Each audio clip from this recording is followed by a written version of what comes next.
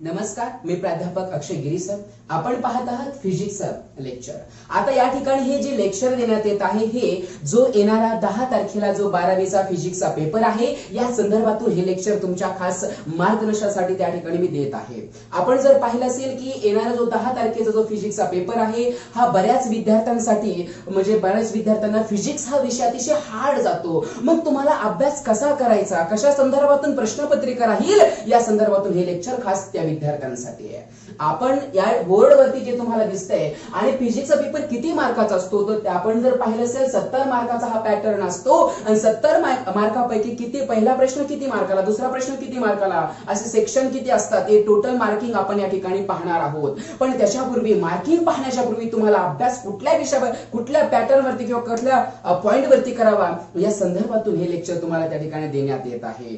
आता तुम्हाला जे बोर्ड वरती दिसत आहे पहिले नंबर थिअरी, दुसरा फॉर्म्युला, तिसरा डेरिव्हेशन आणि चौथं न्यूमेरिकल्स.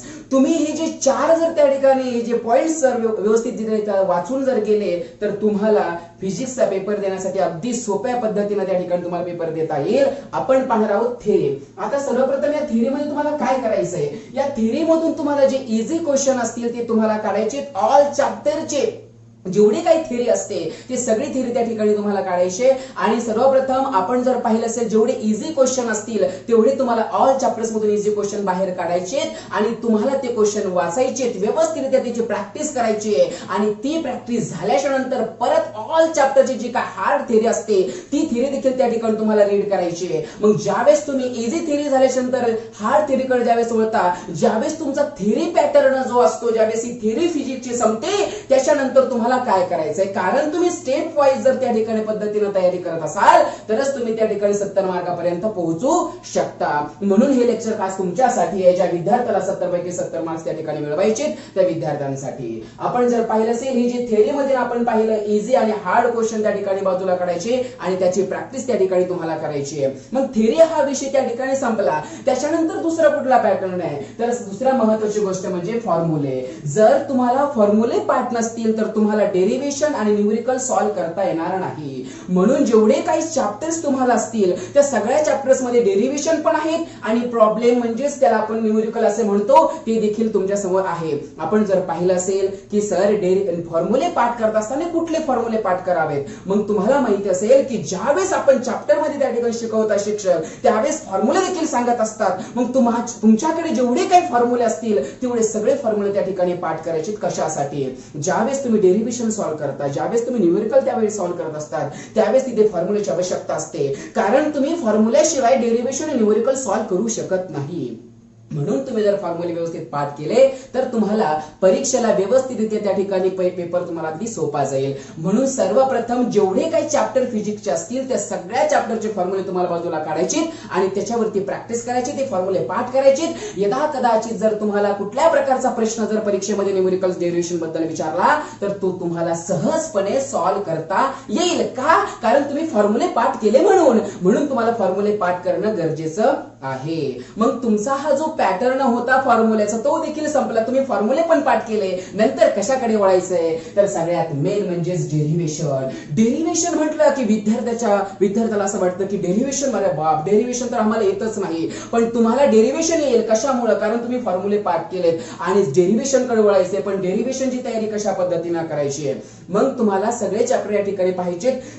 कुठल्या चॅप्टर मधून किती डेरिव्हेशन आहेत हे तुम्हाला सर्वप्रथम पाहिजे. मग ते डेरिव्हेशन तुम्हाला सॉल्व्ह करता येते का त्याच्या अगोदर प्रॅक्टिस करा. मग त्या ठिकाणी 1 2 3 किती डेरिव्हेशन आहे एका चॅप्टर मध्ये ते अगोदर बघा. मग तुम्हाला कळलं कारण पहिला रोटेशनल डायनामिक्स याच्यामध्ये 6 डेरिव्हेशन आहेत, मग त्याची प्रॅक्टिस करा. दुसऱ्याच्या मध्ये 3 आहेत त्याची प्रॅक्टिस करा. अशा पद्धतीनं सगळ्या चॅप्टरची डेरिव्हेशनची प्रॅक्टिस तुम्हाला करायची आहे. मग ज्यावेळेस तुम्ही डेरिव्हेशन सॉल्व्ह करत असताना जो फॉर्म्युला यूज केलाय तो तुम्हाला फॉर्म्युला लक्षात ठेवणं गरजेचं आहे न्यूमेरिकल सॉल्व्ह करण्यासाठी. मग ज्यावेळेस तुम्ही सगळ्या चॅप्टरची डेरिव्हेशन व्यवस्थितरित्या जर पाठ केले, व्यवस्थितरित्या जर त्या ठिकाणी प्रॅक्टिस केली तर तुम्हाला पेपरमध्ये चांगल्या पद्धतीनं डेरिव्हेशन सॉल्व्ह करता येतील, हे तुम्हाला माहिती असलं पाहिजे. मग आपण पाहिलं सर थिअरी संपली, फॉर्म्युले संपले, डेरिव्हेशन संपलं, त्याच्यानंतर असतात न्यूमेरिकल्स. मग न्यूमेरिकल्स कशा पद्धतीनं सॉल्व्ह करायचे हा सगळ्यात मोठा प्रश्न या ठिकाणी पडलेला असतो. मग सगळ्यात मेन म्हणजेच बऱ्याच जणांना प्रश्न असा आहे की सर पेपर पॅटर्न कसा आहे किंवा पेपरमध्ये किती मार्काला न्यूमेरिकल विचारले जातात. बऱ्याच विद्यार्थ्यांनी मला प्रश्न विचारला होता लेक्चर मध्ये की सर न्यूमेरिकल्स किती मार्काला असतात, डेरिव्हेशन किती मार्काला असतं, थिअरी किती मार्काला विचारलं जाते, हा पेपर पॅटर्न कशा पद्धतीचा असतो. खास त्या विद्यार्थ्यांसाठी हे लेक्चर आहे. मग त्या पाहायचंय की किती मार्काला कुठला आहे हे मी तुम्हाला थोड्या वेळात सांगणार आहे. पण त्यापूर्वी न्यूमेरिकल कशा पद्धतीने तयारी करायची हे तुम्ही बघू शकता. तर पहा, सर्वप्रथम न्यूमेरिकल कशा पद्धतीने बघायचे. ज्यावेळेस आपल्या समोर एखादा प्रश्न आलेला आहे, प्रश्न आल्याच्या नंतर तो प्रश्न अगोदर तुम्हाला वाचून घ्यायचा आहे. कारण बरेच मुलं गडबड करतात प्रॉब्लेम सॉल्व्ह करत असताना, प्रश्न नीट ऐकून घेत, नीट वाचून घेत नाही आणि नंतर त्या ठिकाणी त्यांचा प्रॉब्लेम ज्यांचं न्यूमेरिकल असतं ते चुकतं. मग सर्वप्रथम व्यवस्थित त्या प्रॉब्लेम ते जे काही न्यूमेरिकल दिलेलं आहे ते व्यवस्थित वाचायचंय, काय दिलंय, काय काढायचंय किंवा काय फाइंड करायचंय हे तुम्हाला समजलं पाहिजे. त्याच्यानंतर तुम्हाला न्यूमेरिकलला सॉल्व्ह करायचंय, कुठला फॉर्म्युला यूज करायचा हे देखील तुम्हाला तिथं समजलं पाहिजे. त्यासाठी तुम्हाला आधीच सांगितलेलं आहे की फॉर्म्युले देखील तुमच्या पाठ असले पाहिजे, जेणेकरून त्या न्यूमेरिकलचा तुम्हाला फॉर्म्युला जर पाठ नसला तर तुम्ही ते न्यूमेरिकल सॉल्व्ह करू शकत नाही. आणि जर फॉर्म्युले पाठ असतील तर तुम्ही ते न्यूमेरिकल सहजपणे सॉल्व्ह करू शकता. म्हणून तुम्हाला या 4 गोष्टी थेरी, फॉर्म्युले, डेरिव्हेशन आणि न्यूमेरिकल्स ज्यावेळेस तुमचे पाठ होतील, ज्यावेळेस तुमचा हा पूर्ण चारी पॅटर्न जर तुमचा असेल तर तुम्ही फिजिक्स मध्ये आउट ऑफ मार्क्स पर्यंत पोहोचू शकता. हे लक्षात घ्या. म्हणून तयारी करत असताना या 4 पॉइंटची, ह्या जे 4 ज्या गोष्टी आहेत या पुढे ठेवूनच अभ्यास करा फिजिक्सचा. कारण मोजून तुमच्याकडे 3 ते 4 दिवस बाकी आहेत. मग आपण जर पाहिलं असेल 3 ते 4 दिवसामध्ये काय करावं, अगोदर मॅनेजमेंट व्यवस्थित त्या ठिकाणी स्टडी करा. हे जे 4 पॉइंट दिले व्यवस्थित स्टेप बाय स्टेप याचा स्टडी करा, जेणेकरून तुम्हाला पेपर व्यवस्थित आणि इझी पद्धतीने त्या ठिकाणी तुम्हाला जाईल. अशा पद्धतीचं हे देण्यात येत आहे. आता मी तुम्हाला सांगणार पेपर किती मार्काचा असतो, कुठला प्रश्न किती मार्काला त्या ठिकाणी तुम्हाला येतो, थिअरी किती मार्काला असते, न्यूमेरिकल किती मार्काला परीक्षेमध्ये विचारले जातात, याबद्दल हे लेक्चर या ठिकाणी मी घेत आहे. हे तुम्ही त्या ठिकाणी पाहायचंय. आता मी त्या ठिकाणी घेणार आहे क्वेश्चन, म्हणजे जो पेपर पॅटर्न असतो हो कशा पद्धतीने असतो हे तुम्हाला या ठिकाणी मी सांगणार आहे. आता आपण या ठिकाणी पाहणार आहोत फिजिक्स विषयाचा पेपर पॅटर्न. आता सर्वप्रथम बऱ्याच मुलांना प्रश्न पडलेला आहे की पेपर किती मार्काचा असतो, कोणता प्रश्न किती मार्काचा असतो, या संदर्भातून या ठिकाणी आपण पाहणार आहोत. म्हणून आपण या ठिकाणी पाहायचं असेल की सर किती सेक्शन असतात, section A, section B, section C आणि सेक्शन डी. तर 4 सेक्शन पेपर मध्ये असतात हे तुम्हाला माहिती असलं पाहिजे. मग काही काही मुलं सेक्शन लिहायला देखील विसरतात. कारण आपण ज्यावेळेस आम्ही पेपर चेक करतो त्यावेळेस बरेच सेक्शन नसतात, कधी प्रश्न मागे पुढे दिलेले असतात. सगळ्यात मेन प्रश्न म्हणजे या ठिकाणी असा आहे की तुम्हाला क्वेश्चन नंबर कितव्यातलं कितवं लिहिताय हे सगळ्यात मेन लक्षात घेतलं पाहिजे. कारण तुम्ही सेक्शन ए मध्ये लिहिताय, बी मध्ये लिहिताय, सी मध्ये लिहिताय की डी मध्ये लिहिताय हे तुम्हाला माहिती असलं पाहिजे. तिथं तुम्हाला नोट करायचंय प्रश्न क्रमांक कितव्यातला कितवा, सेक्शन कितव्यातला कितवं आहे हे लक्षात असलं पाहिजे. मग पेपर असतो 70 मार्काचा, त्याच्यामध्ये असतात टोटल 4 सेक्शन हे तुम्हाला माहिती असलं पाहिजे. आता मी तुम्हाला सांगतोय ए सेक्शन किती मार्काचा, बी सेक्शन किती मार्काचा, सी सेक्शन किती मार्काचा आणि डी सेक्शन किती मार्काचा असतो हे आपण पाहणार आहोत. सर्वप्रथम आपण वळूयात सेक्शन ए कडे. सेक्शन ए काय आहे तर question number first. Question number first मध्ये काय विचारलं जातं हा सगळ्यात महत्त्वाचा मुद्दा आहे. Select and write the correct answer. म्हणजे क्वेश्चन नंबर फर्स्ट मध्ये तुम्हाला विचारला जातात एमसीक्यू. आता व्हॉट इज द एमसीक्यू, काय आहे एमसीक्यू तर मल्टिपल चॉईस क्वेश्चन. मग तुम्हाला एमसीक्यू किती असतात सर तर त्या ठिकाणी 1 पासून तर 10 पर्यंत.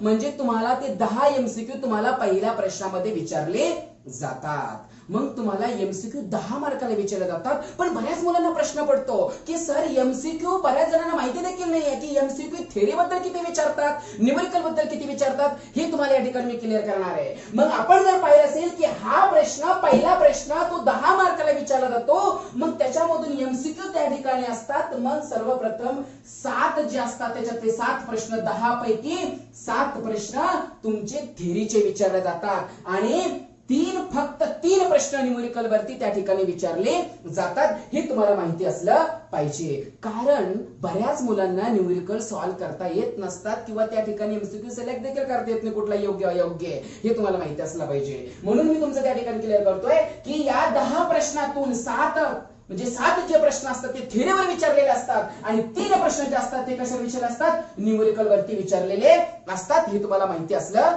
पाहिजे. मग सर आमचा क्वेश्चन नंबर फर्स्ट एमसीक्यू हा 10 मार्काचा आहे, आम्हाला तो कळाला, पण त्याच्यानंतर सेकंड क्वेश्चन. मग चला तर मग वळूया सेकंड क्वेश्चन कडे. Question number second, answer the following.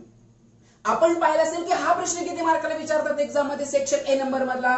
दुसरा प्रश्न तर तो विचारतात टोटल 8 मार्काला. मग त्यामधून त्या ठिकाणी किती प्रश्न असतात, तर सर पहिल्या प्रश्नापासून तर त्या ठिकाणी 8 प्रश्न त्याच्यामध्ये तुम्हाला सॉल्व्ह करायचे असतात. मग 8 प्रश्न असतात. मग त्या ठिकाणी ते कसे असतात, तर व्हेरी शॉर्ट आन्सर. मग या ठिकाणी तुम्हाला माहिती असलं पाहिजे, बरेच मुलं काय करतात की क्वेश्चन नंबर सेकंड मध्येच भलं उत्तर त्या ठिकाणी लिहितात एक पेज भरून. आवश्यकता नाही, कारण उत्तर किती लिहावं, कसं लिहावं, स्टेप वाईज लिहावं याच्यावर मार्क्स म्हणजे डिपेंड करतात. हे तुम्हाला माहिती असलं पाहिजे. मग हा प्रश्न विचारलाय कसा, व्हेरी शॉर्ट आन्सर म्हणजे राईट शॉर्ट नोट्स देखील आपण त्या ठिकाणी त्याला म्हणू शकतो.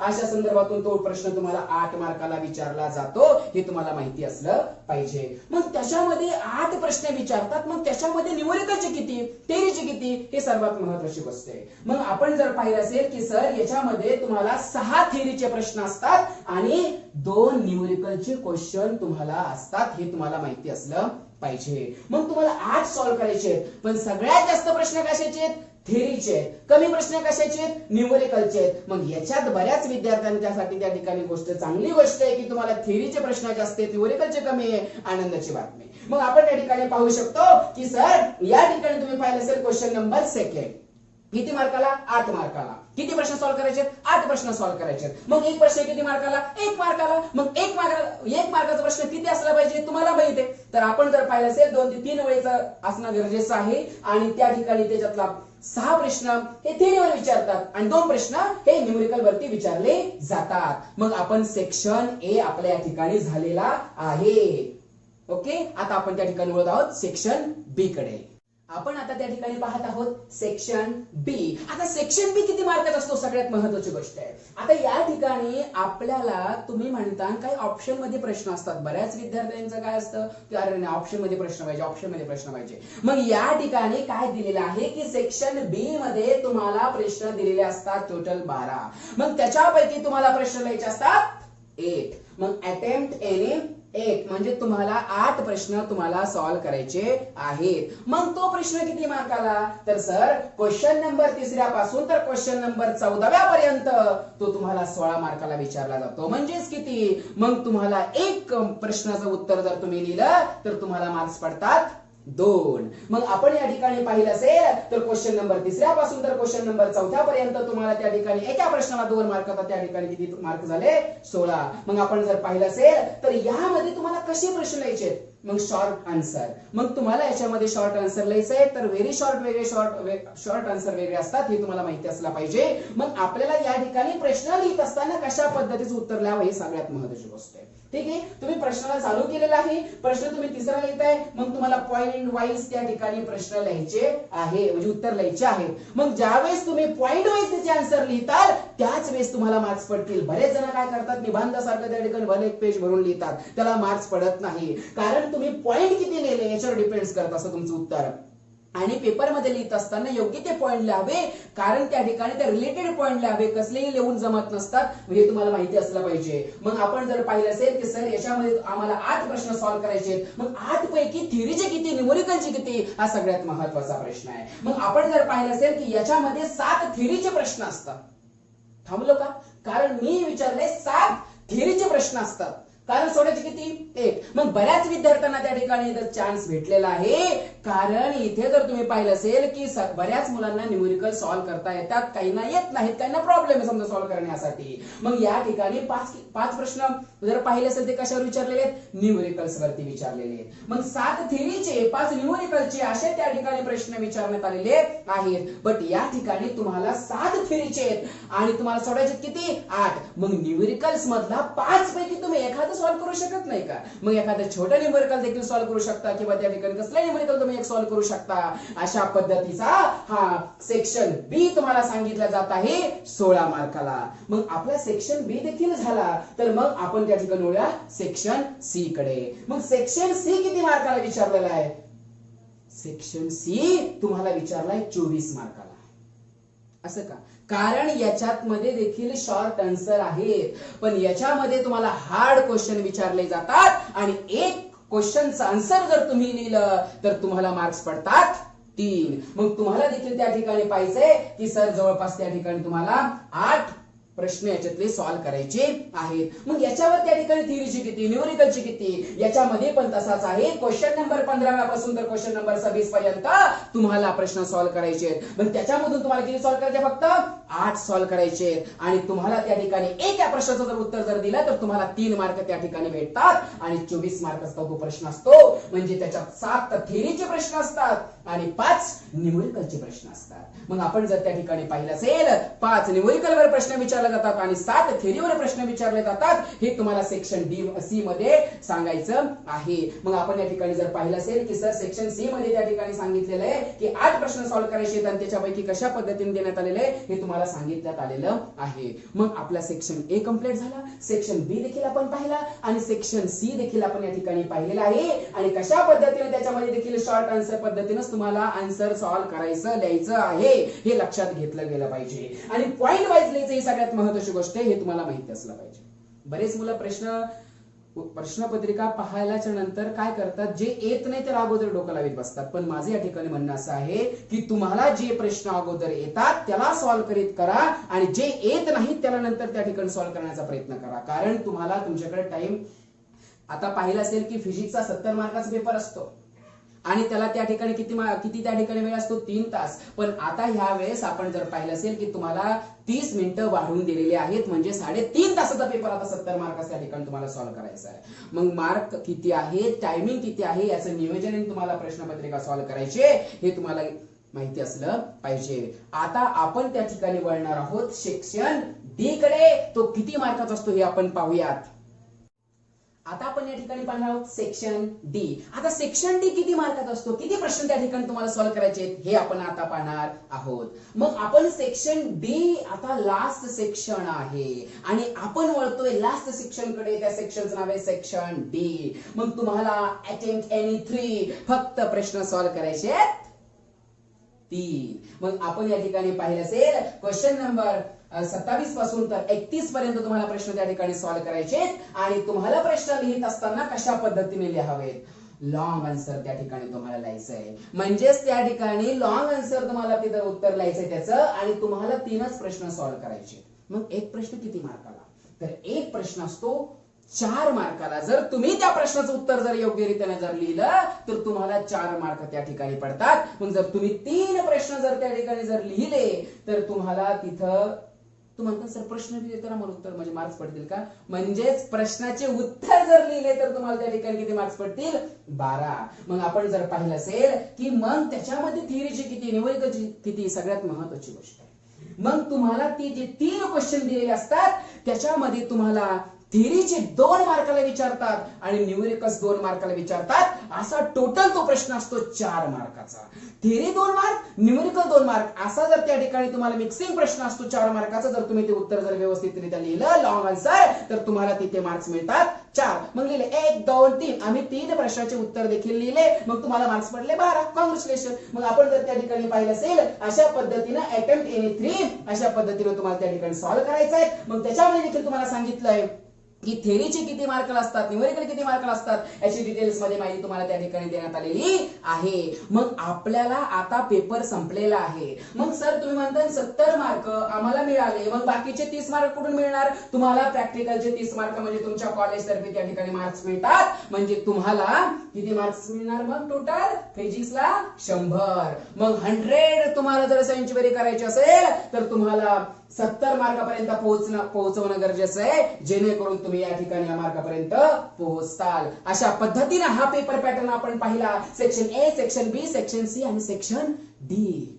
आता तुम्हाला हा पेपर पॅटर्न संपला. परीक्षा त्या ठिकाणी आहे 10 तारखेला, सर्वांना माहित आहे. आणि सर्व विद्यार्थ्यांना या ठिकाणी सूचना अशी आहे की आपण आता 12वी मधून त्या ठिकाणी बाहेर पडतोय. म्हणजे तुमचं तर एज्युकेशन संपलेलं नाहीये, पण तुमचं एक वर्ग म्हणजे एक स्टँडर्ड, ज्याला कक्षा म्हणतो आपण हिंदीमध्ये, आपण जर पाहिलं असेल की तुमचं या ठिकाणी एका वर्गातून दुसऱ्या वर्गामध्ये पदार्पण होणार आहे, पण आता तुम्ही जाताय, मग जाता जाता त्या ठिकाणी तुम्हाला दाखवून द्यायचंय की तुम्ही काय आहात फिजिक्स मध्ये. मग या ठिकाणी आपण पाहिलं असेल, आता हार चुका हूं संघर्षों में फिर भी कमाल कर जाऊंगा. हार चुका हूं संघर्षों में म्हणजे तुम्ही आता अभ्यास करून करून खूप दमलेत, म्हणून त्या ठिकाणी तुमच्यासाठी एक खास थॉट आहे. लास्टला शेवटी हार चुका हूं संघर्षों में फिर भी कमाल कर जाऊंगा, मैं डूबता हुआ सूरज हूं जाते जाते आसमान लाल कर जाऊंगा. म्हणजे तुम्हाला या ठिकाणी जाता जाता फिजिक्स मध्ये तुम्हाला आउट ऑफ मार्क्स घ्यायचे, हे लक्षात घ्या. कशा पद्धतीने घ्यायचे याची इन्फॉर्मेशन या लेक्चरला देण्यात आलेली आहे. आणि जर तुम्हाला लेक्चर आवडल्याच असेल तर तुम्ही चॅनलला सबस्क्राईब करू शकता आणि हे लेक्चर महाराष्ट्रातल्या तमाम विद्यार्थ्यांपर्यंत पोहोच करू शकता, एवढीच विनंती त्या ठिकाणी करतो आणि माझं लेक्चर या ठिकाणी थांबवतो. धन्यवाद आणि परीक्षेसाठी तुम्हाला बेस्ट ऑफ लक.